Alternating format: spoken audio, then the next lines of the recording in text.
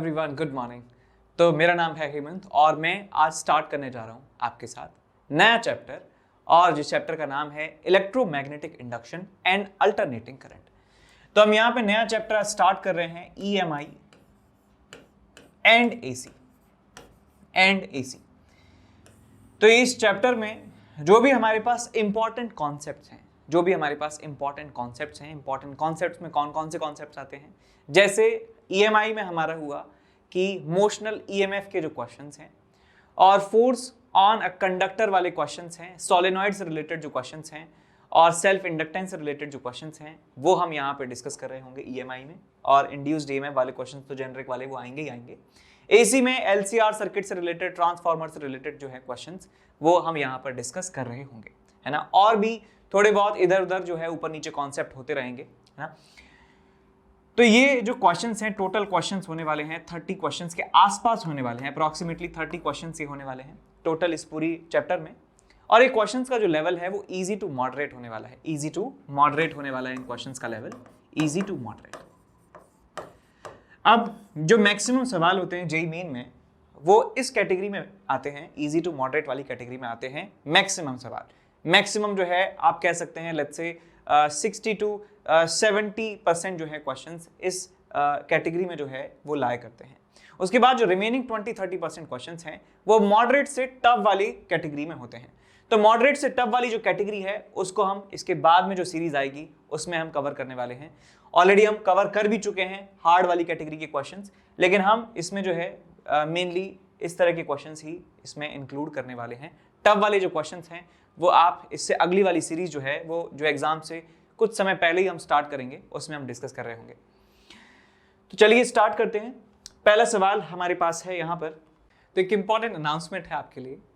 Unacademy prodigy का जो है टेस्ट होने जा रहा है 23 जनवरी से 10 AM ऑनवर्ड्स। और इस अनअकैडमी प्रोडिजी में यदि आप एक्सेल करते हैं तो आप 20 लाख तक का जो है कॉलेज ग्रांट जीत सकते हैं। ये जो टेस्ट है ये class 7th, 8th, 9th, 10th और 11th और 12th के स्टूडेंट्स जो जेईई और नीट की प्रिपरेशन कर रहे हैं उनके लिए खासकर होने वाला है। इस टेस्ट में आप ऑल इंडिया लेवल पर compete तो कर ही रहे होंगे और साथ में एक्साइटिंग ऑफर्स और प्राइजेस, स्कॉलरशिप भी जो है यहाँ पे होने वाली है, जो मैं अगली स्लाइड में आपको बताऊंगा। इसमें एनरोल करने के लिए आपको कोड इस्तेमाल करना है NKC सर लाइव। आप यहाँ पे कोड जब भी आपको मांगे तो आप ये कोड जो है जरूर एंटर करना वहां पे। अब यहाँ पे प्राइजेस और स्कॉलरशिप की बात कर लेते हैं। तो rank 1 MacBook air, rank 2-3 iPhone, rank 4 और 5 एप्पल आईपैड और रैंक 6 to 40 के लिए अमेजॉन इको डॉट और रैंक 41 से 100 के लिए अमेजॉन के वाउचर्स यहाँ पे मिलेंगे। और टॉप 500 बच्चों को जो है अलग अलग स्लैब्स में जो है स्कॉलरशिप यहाँ पे लिखी हुई है कि टॉप 10 बच्चों को 100% स्कॉलरशिप और 11 से 25% जो रैंक के बच्चे हैं उनको 75 scholarship and so on up to 500 rank तक स्कॉलरशिप भी आपको मिल जाएगी। बस आपको जो है इस पेपर में जो है आपको एक्सेल करना है। अब इस टेस्ट की प्रिपरेशन के लिए भी एक प्रैक्टिस टेस्ट है। अब इस प्रैक्टिस टेस्ट कब होने जा रहा है? 16 जनवरी को जो है ये टेस्ट होने जा रहा है, प्रैक्टिस टेस्ट। और इस टेस्ट में एनरोल करने के लिए फ्री में आप NKC सर लाइव जो है कोड का इस्तेमाल जरूर करिएगा। आप प्रैक्टिस टेस्ट अटेम्प्ट कीजिए, आपको पता लगेगा कि प्रोडिजी में किस तरह के सवाल आने वाले हैं। और अनअकैडमी प्रोडिजी को जो है आप एकदम बढ़िया एक्सेल अच्छे मार्क्स लाइए और स्कॉलरशिप और इनाम जो है जीतिए। उसके बाद कुछ बैचेस की इंफॉर्मेशन है। ये एक फास्ट ट्रैक रिवीजन बैच जो है स्टार्ट होने जा रहा है 19 जनवरी को।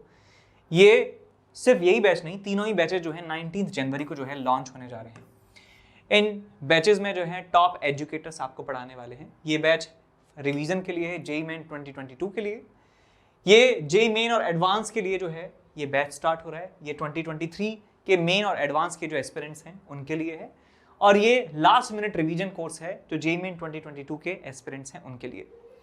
इस बैच में जो है 3 मंथ का रिवीजन कोर्स है। ये टॉप एजुकेटर्स यहाँ पे पढ़ाने वाले हैं और प्रॉब्लम सॉल्विंग के साथ साथ कॉन्सेप्ट भी आपको यहाँ पे बताए जाएंगे।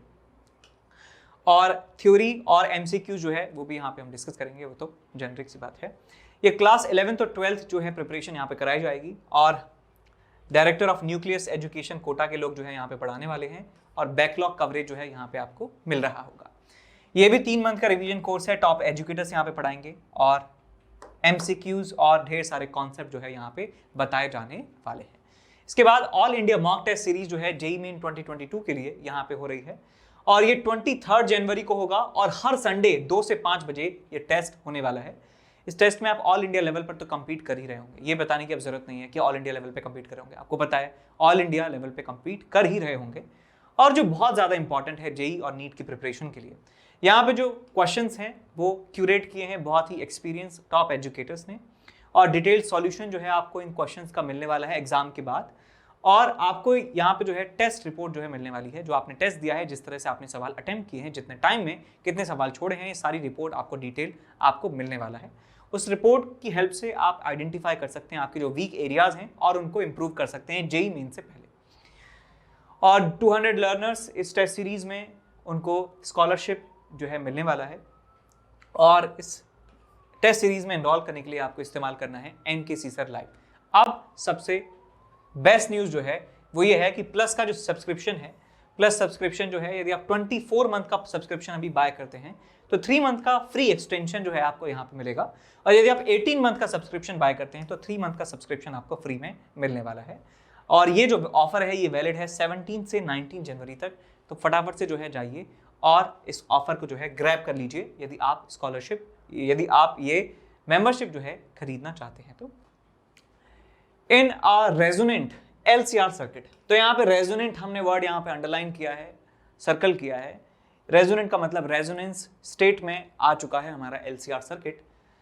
The voltage across resistor is 100 volt and resistance is equals to 1000 ohm with capacitance is equals to 2 microfarad. The resonant frequency is this much. At resonance the voltage across inductor is equal to. देखिए मैं जानता हूं कि at resonance, जब resonance होता है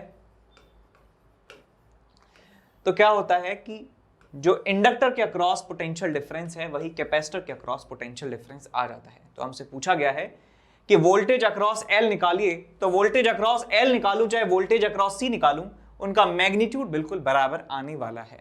और दूसरी बात, जो करंट होता है सर्किट में IRMS, रेजोनेंस की बात कर रहा हूं मैं, एट रेजोनेंस वो आता है आपके पास VRMS डिवाइडेड बाय आपके पास आता है R, VRMS divided by R, ये हमें करंट उस सर्किट में मिल जाता है। तो यहां देखिए बेटा ध्यान से कि रजिस्टर के अक्रॉस जो वोल्टेज है 100 वोल्ट के बराबर है। अच्छा एक चीज और, जो अप्लाइड वोल्टेज होता है वो अप्लाइड वोल्टेज रजिस्टर के अक्रॉस वोल्टेज के बराबर हो जाता है, बिकॉज कैपेसिटर और इंडक्टर रेजोनेंस स्टेट में ऐसे बिहेव करते हैं जैसे कि वो हो ही ना, जैसे कि वो हो ही ना।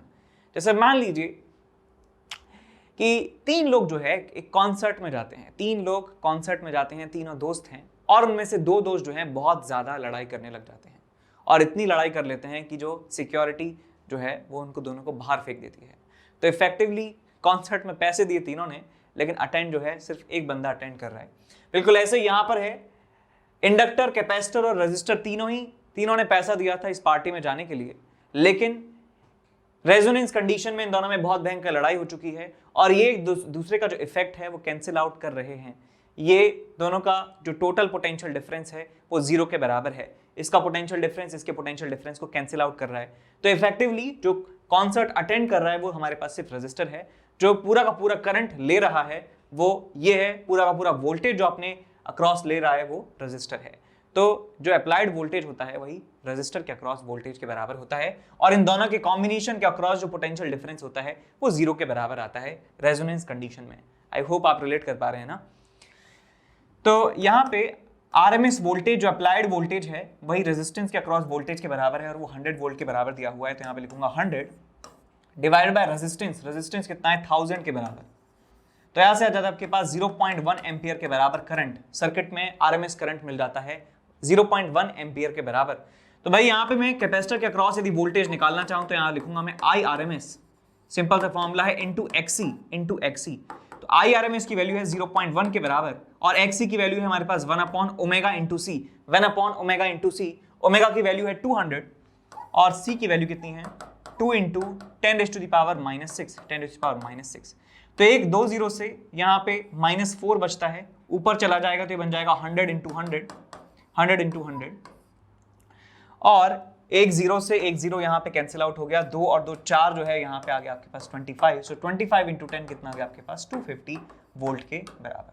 तो 250 वोल्ट कैपेसिटर के अक्रॉस वोल्टेज है, 250 वोल्ट जो है वो इंडक्टर के अक्रॉस वोल्टेज है, और इन दोनों वोल्टेजेस को यदि जोड़ दिया जाता है तो ये जीरो के बराबर आ जाते हैं। ठीक है, 250 प्लस 250 जीरो के बराबर हो जाता है। या आप याद रखिए कि यहां जब एसी में बात करते हैं वोल्टेजेस की तो वो नॉर्मल तरीके से ऐड नहीं होते हैं, वो फेजर तरीके से ऐड होते हैं। तो इसलिए 250 प्लस 250 जो है यहाँ पर जीरो भी होता है।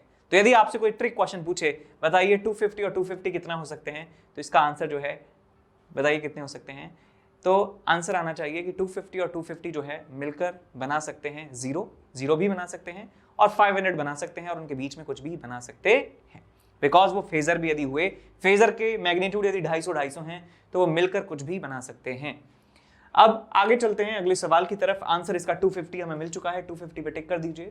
आगे चलते हैं अगले सवाल की तरफ। What is the expression for the self inductance of a long air code? Air code का मतलब यहाँ पे मीडियम जो है वो एयर है और बहुत ज्यादा लॉन्ग है, सोलेनॉइड है जिसका लेंथ L है, रेडियस R है, और नंबर ऑफ टर्न्स जो है N के बराबर है। या तो आप फॉर्मूला आपको याद होना चाहिए या फॉर्मूला इंस्टेंटली डिराइव भी कर सकते हैं, डिराइव करने में भी इतना ज्यादा टाइम नहीं लगता है। तो देखिए यहाँ पे कि सोलेनॉइड क्या होता है कि सोलेनॉइड एक लॉन्ग ट्यूब होती है और उस लॉन्ग ट्यूब पर जो है वायर इस तरीके से लिपटा रहता है, वायर इस तरीके से लिपटा रहता है। मैं मान लेता हूं इसकी लेंथ यदि L के बराबर है और नंबर ऑफ टर्न्स यदि N के बराबर हैं, तो मैग्नेटिक फील्ड इसके अंदर होता है B is equal to mu naught into N small n number of turns per unit length into I। ये मैग्नेटिक फील्ड की वैल्यू होती है।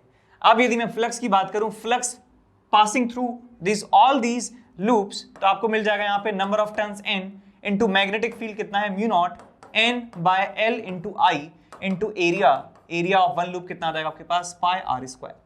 तो ये हमें मिलता है फ्लक्स की वैल्यू, और इस फ्लक्स की वैल्यू को मैं यदि लिख देता हूं Li के बराबर, तो यहां से मुझे सेल्फ इंडक्टेंस की वैल्यू मिल जाती है। तो I से बेटा I कैंसिल आउट हो जाता है और आपको मिलता है mu naught N square divided by L into pi R square.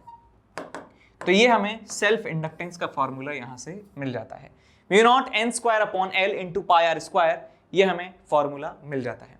ठीक है, तो भाई यहाँ n स्क्वायर है, इस n को स्मॉल n की टर्म्स में भी लिखा जा सकता है। तो इस फॉर्मूले को हम ऐसे भी लिख सकते हैं that L is equal to mu naught n square pi R square into L। ऐसे भी इस फॉर्मूले को लिखा जा सकता है, ऐसे भी इस फॉर्मूले को लिखा जा सकता है, इस तरीके से लिखा जा सकता है। ठीक है, अब एक काम करते हैं, आई थिंक जो है ये बैकग्राउंड इतना ज़्यादा मस्त मज़ा नहीं आ रहा है, तो काम करते हैं इस बैकग्राउंड को थोड़ा सा चेंज कर देते हैं। डिज़ाइन और सिंपल प्लेन बैकग्राउंड जो है हम यूज़ कर सकते हैं। यहाँ पे प्लेन, बिल्कुल प्लेन चाहिए, सारे में ही पैटर्न है क्या, तो यहाँ से लेके एक नॉर्मल सा बैकग्राउंड, फिर से वही आ गया, फिर से वही आ गया है। Okay,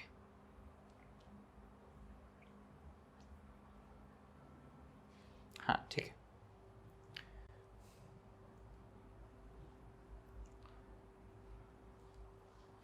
so mu naught N square pi R square L हमारा आंसर हो जाता है। ऐसे या ऐसे जिस फॉर्म में दिया है हमें, capital N small n R की फॉर्म में दिया है, तो ये वाला जो है ऑप्शन आप टिक कर सकते हैं। So mu naught N square by L pi R square, mu naught N square by L pi R square, यहाँ पे R है, इन्हीं A ले लिया है। तो वैसे तो ये चारों ऑप्शन ही गलत हैं, बिकॉज बहुत ज़्यादा बेवकूफ़ी यहाँ पे की है। यहाँ पे जब रेडियस दे दिया है तो यहाँ पे एरिया लिखने की क्या ज़रूरत है, वेरिएबल की टर्म्स में आंसर दे रखा है इन्होंने। तो आंसर होगा वैसे C, लेकिन यहाँ पे पाई R स्क्वायर की जगह A लिख दिया इन्होंने, तो mu naught N square pi R square divided by L, ये आंसर आना चाहिए। ऑप्शन नंबर C हमारा करेक्ट ऑप्शन होने वाला है। नेक्स्ट क्वेश्चन हमें दिया हुआ है कि an LCR circuit with 100 ohm resistance is connected to an AC source of 200 volt and angular frequency 300 radian पर सेकेंड। तो यहाँ पे हमें तीन वैल्यूज दी हुई हैं। 100 ओम का रेजिस्टर लगा है LCR सर्किट में, 200 वोल्ट की सप्लाई है और 300 रेडियन पर सेकेंड उसका एंगुलर फ्रीक्वेंसी आपको पता है। When only the capacitance is removed, the current lags behind the voltage by 60 degree. 60 degree से वोल्टेज लीड करने लगता है करंट को यदि हम कैपेसिटर को रिमूव कर देते हैं। तो यहां देखिए बेटा, यदि हमारे पास LCR सर्किट में से कैपेसिटेंस हटा दिया जाता है तो हमारे पास LR सर्किट बचता है। और यहां सप्लाई अभी भी उतना ही है, सप्लाई वोल्टेज है 200 वोल्ट और फ्रीक्वेंसी है 300 रेडियन पर सेकेंड और रेजिस्टेंस की वैल्यू दे रखी है 100 ओम के बराबर। मैं मान लेता हूं कि इसका जो रिएक्टेंस है वो XL के बराबर है। तो यहां पे हम जानते हैं कि करंट और वोल्टेज, फेज की यदि बात कर रहे हैं, फेज का मतलब है कि करंट और टोटल वोल्टेज के बीच में कितना एंगल है, या आप ऐसे याद रख सकते हैं कि रेजिस्टेंस और XL के बीच में कितना एंगल है। तो यहां पे मैं देख सकता हूं कि रेजिस्टेंस और जो हमारे पास XL है, इंपीडेंस है, सॉरी XL होने वाला है इस तरीके से, ये आपके पास होना है Z का मतलब है कि XL का स्क्वायर प्लस R का स्क्वायर का अंडर रूट। तो ये वाला एंगल 60 डिग्री के बराबर दिया हुआ है। इसका मतलब ये हुआ कि 1060 यहां पे हम लिख सकते हैं 1060 is equal to XL divided by R, XL divided by R 1060 यहां पे लिखा जा सकता है। तो यहां पे देखिए बेटा 1060 का मतलब हो गया sin 60 बाय cos 60 यानी कि √3 और यहां पे आ जाएगा आपके पास R√3, ये XL की वैल्यू आपको मिल जाती है, XL की वैल्यू आपको यहां से मिल जाती है पहले वाले रिलेशन से। अब आगे कह रहे हैं कि LCR सर्किट में से यदि सिर्फ इंडक्टेंस रिमूव किया जाता है तो करंट लीड करता है वोल्टेज से बाय 60 डिग्री। अब यदि बात करते हैं कि LCR सर्किट में से हमने इंडक्टर को रिमूव कर दिया है तो हमारे पास सिर्फ RC सर्किट बचने वाला है, RC सर्किट बचने वाला है। तो इस वाले केस में जो फेज एंगल है, जो करंट और वोल्टेज या रेजिस्टेंस और इंपीडेंस के बीच में जो फेज एंगल है वो अगेन 60 डिग्री के बराबर है। तो यहां पर हम देख सकते हैं जो आपके पास R है और जो आपके पास Z है, उनके बीच में जो एंगल है बेटा वो 60 डिग्री के बराबर है। तो अगेन यहां पे मैं लिख सकता हूं कि 1060 is equal to XC divided by R। तो यहां से 1060 की वैल्यू मुझे मालूम है √3 के बराबर होती है, तो XC को लिखा जा सकता है यहां पे R√3 के बराबर। XC is equal to R√3 हमें यहां पे मिल जाता है, हमें XL मिल चुका है, XC मिल चुका है। और आप देख सकते हैं कि दोनों आपस में बराबर हैं, दोनों क्या आपस में बराबर हैं, ये और ये आपस में बराबर हैं। तो मैं लिख सकता हूं इसका मतलब LCR सर्किट में बात करें, इन LCR सर्किट XL की वैल्यू जो है XC के बराबर है। इसका मतलब क्या है कि ये रेजोनेंस की कंडीशन है, इसका मतलब क्या है कि एक रेजोनेंस की कंडीशन है,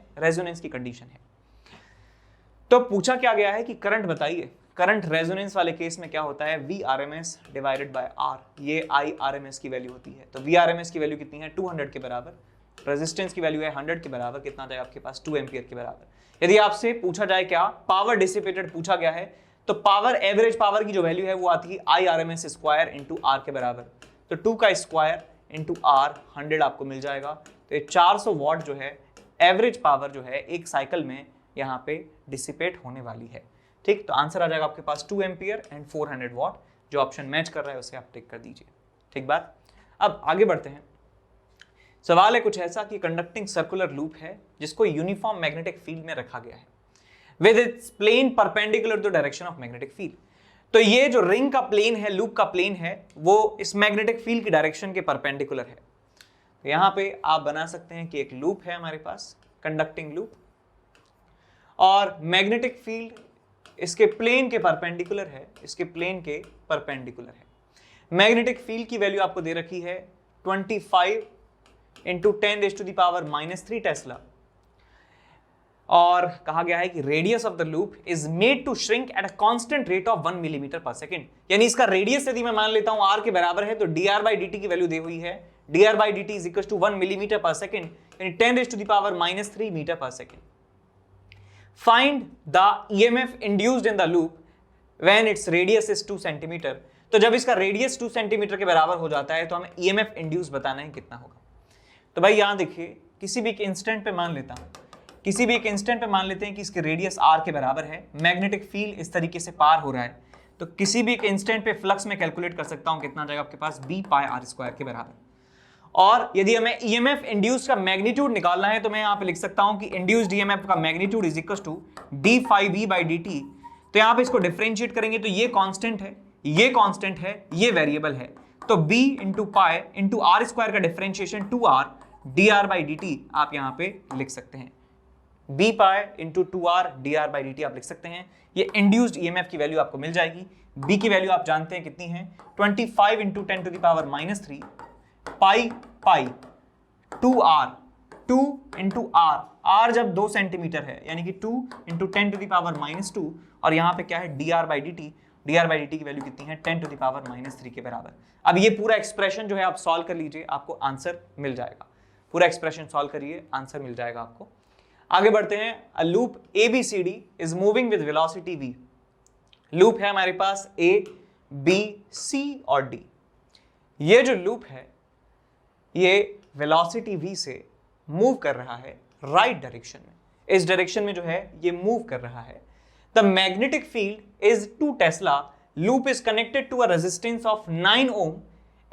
if the steady current of 2 ampere flows in the loop, then value of v is equal to if loop has the resistance of 4 ohm, और गिवन है आपको AD की जो वैल्यू है वो 30 सेंटीमीटर के बराबर है, यानी AD जो लेंथ है वो 30 सेंटीमीटर के बराबर है। अब ये सवाल जो है थोड़ा सा मैं आपको और अच्छे तरीके से बना के दिखाता हूं। हमारे पास मैग्नेटिक फील्ड रीजन है इतना सा, मैग्नेटिक फील्ड रीजन है इतना सा, इतना सा, थोड़ा सा और बढ़ा दो, थोड़ा सा और बढ़ा दो, थोड़ा सा और बढ़ा दो। ये मैग्नेटिक फील्ड रीजन हमारे पास प्रेजेंट है। अब क्या होता है भाई इसमें, अब देखिए क्या होता है। इसके अंदर एक लूप है कुछ ऐसा, मैं काफी एग्जैजरेट करके बनाया है कुछ ऐसा। ये साहब हमारा लूप है और इस लूप में एक रेजिस्टेंस लगा हुआ है 9 ओम का, और लूप का खुद का रेजिस्टेंस 4 ओम के बराबर है, तो 4 ओम का रेजिस्टेंस भी यहाँ पे मान लेता हूँ। यहाँ पर एक गैल्वेनोमीटर टाइप कुछ लगा है, और ये हमारे पास सिचुएशन है, और मैग्नेटिक फील्ड यहां तक है लेकिन इसके बाद नहीं है, इसके बाद नहीं है। यहां तक मैग्नेटिक फील्ड था लेकिन अब यहां पर नहीं है। एंगल जो है दिया हुआ है 30 डिग्री के बराबर है, 30 डिग्री के बराबर ये एंगल आपको दिया हुआ है, ठीक बात है। ये लूप एक कांस्टेंट स्पीड v से जो है बाहर निकल रहा है इस मैग्नेटिक फील्ड रीजन से, और कहा गया है कि जो स्टेडी स्टेट में जो करंट है, जो स्टेडी करंट है इसमें, not steady state, steady current जो है कितना फ्लो होता है इसमें 2 एम्पियर के बराबर फ्लो होता है। तो आपको बताना है कि स्पीड कितनी रही होगी इस लूप के बाहर निकलने की। तो यहां आप देख सकते हैं कि ये वाला जो लूप है ये मैग्नेटिक फील्ड रीजन से बाहर हो चुका है। हम जानते हैं कि यदि करंट कैरिंग वायर, हम यहां पे जानते हैं कि यदि current carrying wire magnetic field region में से पास होता है, या कहें मैग्नेटिक फील्ड लाइंस को कट करता है, तो उसके अंदर ईएमएफ इंड्यूस होता है BVL के बराबर। BVL के बराबर जो है मैग्नेटिक फील्ड उसमें डेवलप होता है। तो मैं इस लूप को 4 डंडियों से मिलकर मान रहा हूं कि 4 जो वायर कंडक्टर, स्ट्रेट कंडक्टर हैं, 4 स्ट्रेट कंडक्टर से मिलकर लूप बना है। ये वाला जो रॉड है, ये वाला जो कंडक्टर है स्ट्रेट कंडक्टर, ये तो मैग्नेटिक फील्ड में है ही नहीं। ये जो आपके पास कंडक्टर है और ये वाला जो कंडक्टर है ये अपनी लेंथ के अलोंग मूव कर रहे हैं, इसमें भी 0 के बराबर ईएमएफ इंड्यूस होने वाला है। ये दोनों अपनी लेंथ के अक्रॉस मूव कर रहे हैं, हमें मूव करना है लेंथ के परपेंडिकुलर, तब जाके BVL के बराबर जो है ईएमएफ इंड्यूस होता है। याद रखिएगा ये L जो है L परपेंडिकुलर होती है, ये L जो है L परपेंडिकुलर होती है। या आप इस फॉर्मूले को ऐसे भी लिख सकते हैं कि B V perpendicular into L, ऐसे भी इस फॉर्मूले को लिखा जा सकता है। तो ध्यान रखिएगा ये वो वाली लेंथ है जो वेलोसिटी के परपेंडिकुलर है, या ये वेलोसिटी का वो कंपोनेंट है जो लेंथ के परपेंडिकुलर है। ऐसे मैग्नेटिक जो ईएमएफ इंड्यूस्ड है वो निकाला जाता है। तो भाई यहां देखो कि इसकी वेलोसिटी है इस वाले वायर की इस तरफ, और इस वेलोसिटी के परपेंडिकुलर लेंथ कितना है, वायर का ये विड्थ जो ऑलमोस्ट नेग्लिजिबल है। तो इसमें ईएमएफ 0, इसमें ईएमएफ 0, क्यों? बिकॉज इनका वेलोसिटी के परपेंडिकुलर लेंथ नहीं है, वेलोसिटी के परपेंडिकुलर लेंथ नहीं है। इसका ईएमएफ 0 इस वाली रॉड में, बिकॉज ये मैग्नेटिक फील्ड यहां पर 0 है। हमारे पास रॉड बची कौन सी, हमारे पास रॉड बची है ये वाली। इस वाली रॉड में ईएमएफ इंड्यूस होने वाला है बिकॉज इसका वेलोसिटी तो है बेटा ऐसे, और वेलोसिटी के परपेंडिकुलर वाली लेंथ की यदि बात करें तो वेलोसिटी के परपेंडिकुलर वाली लेंथ ये L cos 30 L sin 30 के बराबर लेंथ जो है वो वेलोसिटी के परपेंडिकुलर है। तो मैं यहाँ पे इंड्यूस्ड ईएमएफ की वैल्यू लिख सकता हूँ इस वाली रॉड में, इस वाले स्ट्रेट कंडक्टर में ईएमएफ इंड्यूस होगा कितना, BV इंटू L sin 30। ये इंड्यूस्ड ईएमएफ यहाँ पे हो जाता है। यदि मैं इसको रेजिस्टेंस ऑफ सर्किट से डिवाइड कर दूं तो मुझे total current in the loop मिल जाएगा। करंट की वैल्यू दे रखी है आपको 2 एम्पियर के बराबर। Is equal to magnetic field. Magnetic field कितना है बेटा? मैग्नेटिक फील्ड है कितना? 2 टेस्ला के बराबर। तो 2 टेस्ला यहाँ पे आ जाएगा। स्पीड मुझे नहीं पता। लेंथ जो है 30 सेंटीमीटर है यानी कि 0.3 मीटर। साइन 30 का मतलब 1/2 डिवाइड बाय रेजिस्टेंस। रेजिस्टेंस कितना है? 4 और 9 13, 13 के बराबर। तो भाई यहां से आपको आंसर मिल जाएगा v का। सारी वैल्यूज आपको पता है, एक अननोन है, v की वैल्यू आप निकाल सकते हैं बड़ी आसानी से।